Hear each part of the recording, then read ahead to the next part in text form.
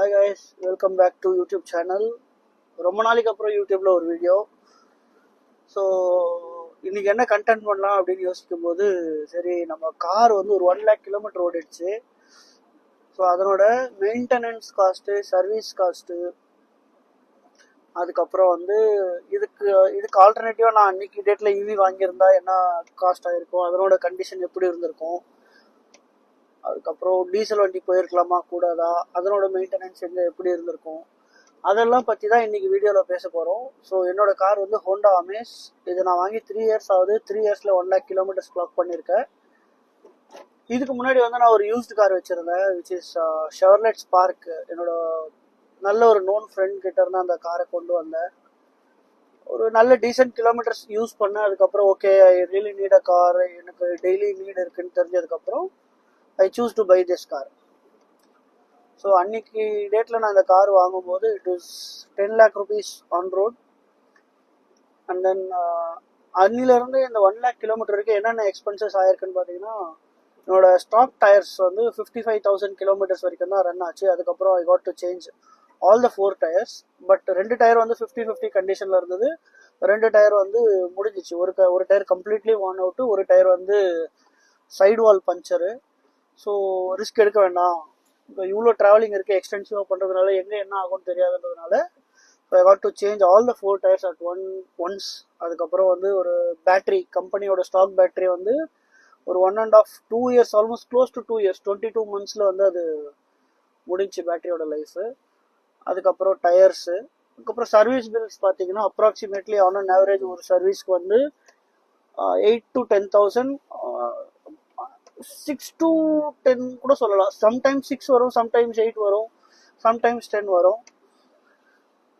Showroom service தான், வெளியே எங்கேயும் கொடுக்கறது இல்லை. ஸோ சர்வீஸ் காஸ்ட் பார்த்தீங்கன்னா 1 லட்சம் கிலோமீட்டருக்கு 10 சர்வீஸு. ஒரு சர்வீஸுக்கு 15,000 வச்சா கூட 1.5 லட்ச ரூபா சர்வீஸு. பட் 1.5 லட்சம் ஆயிருக்காது. ஒரு 12,000 to 10,000 வச்சாலும் 1 lakh to 1,20,000 அந்த மாதிரி காஸ்ட் வந்திருக்கும்.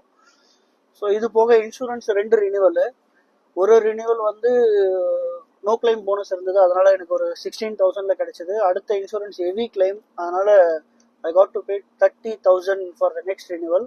So which is about 50,000 rupees only for the insurance for 2 years. அதுக்கப்புறம் இன்சூரன்ஸ் வண்டி வாங்கும்போது ஒரு இன்சூரன்ஸ் போட்டிருந்தோம், அது I am not including in it. இப்போ அகைன் நெக்ஸ்ட் ஜூன் ஜூலைல I got to renew my next insurance.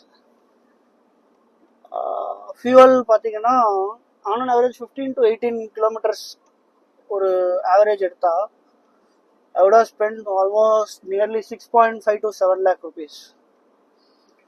So இதெல்லாம் ரவுண்டு பண்ணி பார்த்தோம்னா வண்டியோட காஸ்ட் ஒரு 10 lakhs, 7 lakhs ஒரு ஃபியூவல் காஸ்ட்டு, அகைன் ஒரு 1 lakh rupees, 1.5 lakh rupees for service, battery and tyres including ஒரு 25,000, இன்சூரன்ஸ் ஒரு 50,000.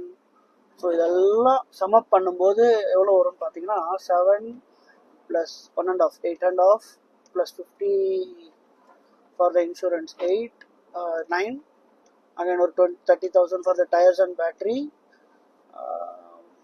வேற என்ன எக்ஸ்பென்ஸ் இருக்கு? ஸோ வண்டி ஒரு 10 லட்சம், செலவு ஒரு 10 லட்சம், 1 லட்சம் கிலோமீட்டருக்கு.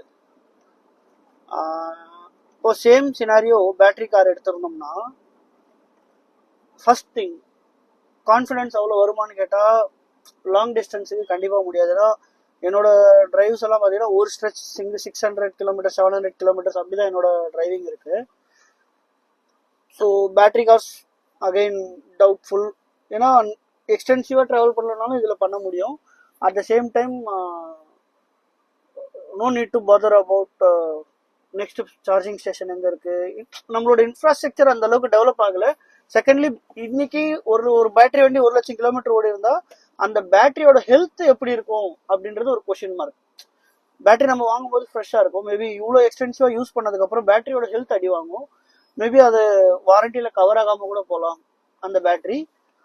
பட் நீங்கள் அது வரைக்கும் பெருசாக சர்வீஸ் அந்த மாதிரி எதுவும் இருந்திருக்காது. பட் இன்னைக்கு பார்த்தீங்கன்னா பேட்டரி வண்டி ஒரு டீசெண்டான பேட்டரி கார் வேணும் அப்படின்னீங்கன்னா you are suppose to spend 24 to 28 lakh rupees. அப்போ தான் உங்களுக்கு ஒரு நல்ல ஈவி கார் கிடைக்கும்.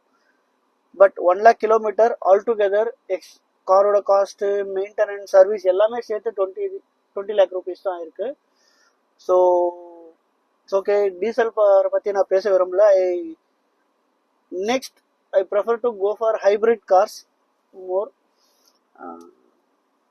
எண்ட் ஆஃப் தி டே நம்ம எவ்வளோ பணம் பண்ணோம் out of our travelling and investment, that matters a lot. So